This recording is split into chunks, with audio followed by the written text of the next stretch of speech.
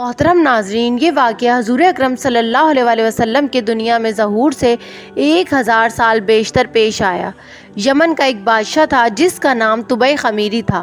ایک مرتبہ وہ اپنی سلطنت کے دورے کو نکلا۔ جب بادشاہ دورے پر نکلتا تھا تو اس کے ساتھ 12,000 عالم، حکیم اور 1,32,000 سوار اور 1,000 پیادے اپنے ساتھ لے کر چلتا تھا، اور اس شان و شوکت سے نکلتا تھا کہ جہاں بھی پہنچتا اس کی شان و شوکت دیکھ کر لوگ چاروں طرف جمع ہو جاتے تھے۔ ایک دفعہ یہ بادشاہ مکہ مکرمہ پہنچا تو اہل مکہ سے کوئی بھی اسے دیکھنے نہ آیا، کیونکہ اسے اس شان و شوکت کی عادت تھی۔ تو بادشاہ بہت حیران ہوا اور اسے غصہ آیا کہ مجھے کوئی دیکھنے کیوں نہیں آیا۔ بادشاہ نے اپنے وزیر سے اس کی وجہ پوچھی تو وزیر نے تحقیق کر کے بتایا کہ مکہ مکرمہ میں ایک گھر ہے جسے بیت اللہ کہتے ہیں۔ بیت اللہ کی اور اس کے خادموں اور باشندوں کی یہاں کے لوگ بہت خدمت اور تعظیم کرتے ہیں، اور بادشاہ جتنا آپ کا لشکر ہے اس سے کہیں زیادہ دور اور نزدیک کے لوگ یہاں کی زیارت کو آتے ہیں اور بیت اللہ کے باشندوں کی خدمت کر کے چلے جاتے ہیں۔ پھر آپ کا لشکر ان کے خیال میں کیوں آئے گا؟ یہ بات سن کر بادشاہ کو بہت غصہ آیا اور قسم کھا کر کہنے لگا، میں اس گھر کو کھدوا دوں گا، نعوذ باللہ نعوذ باللہ، اور یہاں کے باشندوں کو بھی قتل کرا دوں گا۔ یہ کہنا تھا کہ بادشاہ کے ناک، منہ اور آنکھوں سے خون بہنا شروع ہو گیا اور ایسا بدبودار مادہ بہنے لگا کہ اس کے پاس کسی کو بیٹھنے کی ہمت نہ ہوئی۔ اس مرض کا علاج کیا گیا مگر افاقہ نہ ہوا۔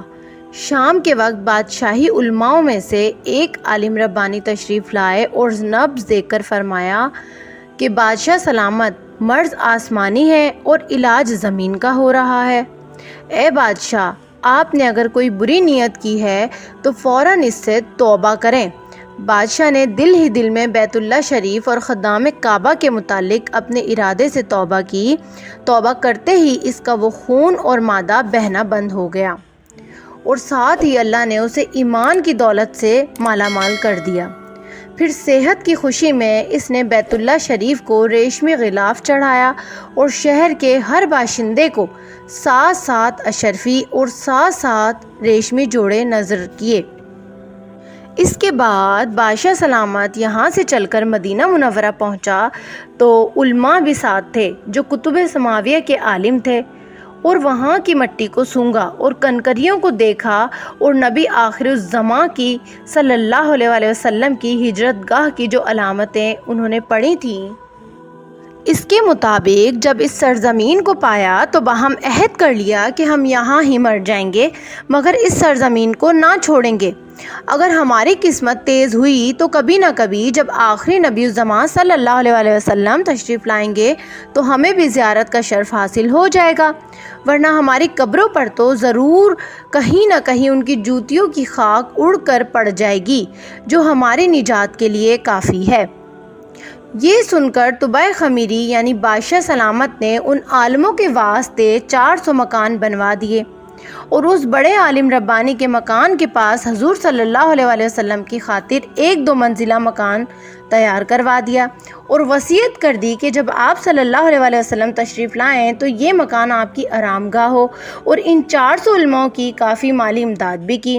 اور پھر اس بڑے عالم ربانی کو خط لکھ دیا اور کہا کہ میرا یہ خط اس آخری نبی الزماں صلی اللہ علیہ وسلم کی خدمت میں پیش کر دیا جائے، اور زندگی بھر تمہیں زیارت کا موقع نہ ملے تو پھر اپنی اولاد کو یہ وصیت کر دینا کہ میرا یہ خط نسلاً بنسلاً محفوظ رکھا جائے، حتیٰ کہ سرکار مدینہ صلی اللہ علیہ وسلم کی خدمت میں پیش ہو جائے۔ اور پھر وہاں سے یہ کہہ کر چلا گیا۔ بادشاہ کا یہ خط نبی صلی اللہ علیہ وسلم کی خدمت میں 1000 سال بعد پیش ہوا۔ اب یہ خط کیسے پیش ہوا، اس خط میں کیا لکھا تھا، سنیے اور نبی صلی اللہ علیہ وسلم کی عظمت اور شان جانیے۔ بادشاہ نے خط میں لکھا ہوا تھا کہ میں کم ترین مخلوق آپ پر سید المرسلین آپ پر ایمان لاتا ہوں، اور جو کتاب آپ پر نازل ہوگی اس پر بھی ایمان لاتا ہوں، اور میں آپ کے دین پر ہوں۔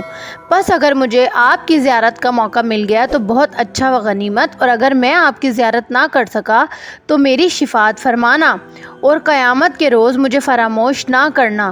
میں آپ کی پہلی امت میں سے ہوں اور آپ کے ساتھ آپ کی آمد سے پہلے ہی بیعت کرتا ہوں، اور میں گواہی دیتا ہوں کہ اللہ ایک ہے اور آپ اللہ کے سچے رسول ہیں۔ بادشاہ نے یہ خط لکھ دیا تھا۔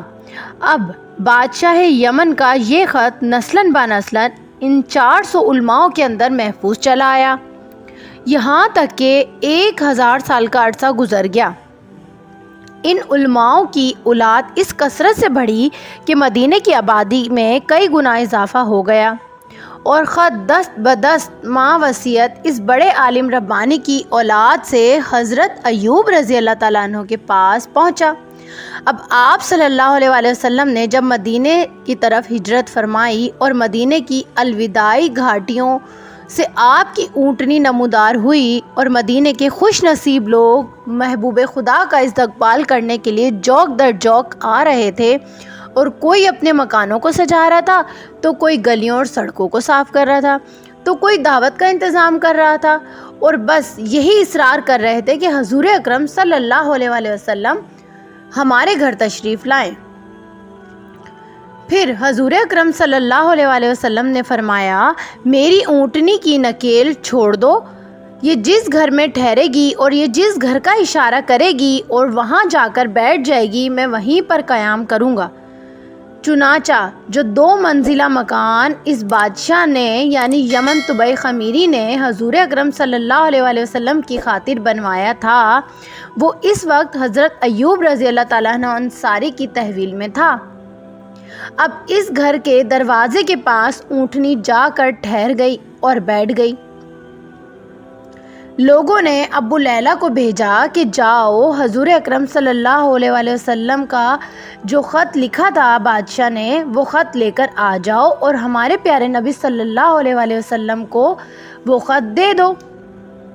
ابو لیلہ حاضر ہوئے تو حضور اکرم صلی اللہ علیہ وآلہ وسلم نے دیکھتے ہی فرمایا کہ تو ابو لیلہ ہے۔ یہ سن کر وہ بہت حیران ہو گیا۔ حضور اکرم صلی اللہ علیہ وآلہ وسلم نے فرمایا، میں محمد ہوں، وہ خط مجھے دے دو۔ حضور اکرم صلی اللہ علیہ وآلہ وسلم نے جب وہ خط پڑھا تو فرمایا، صالح بھائی طبع خمیری کو آفرین اور شاباش ہے۔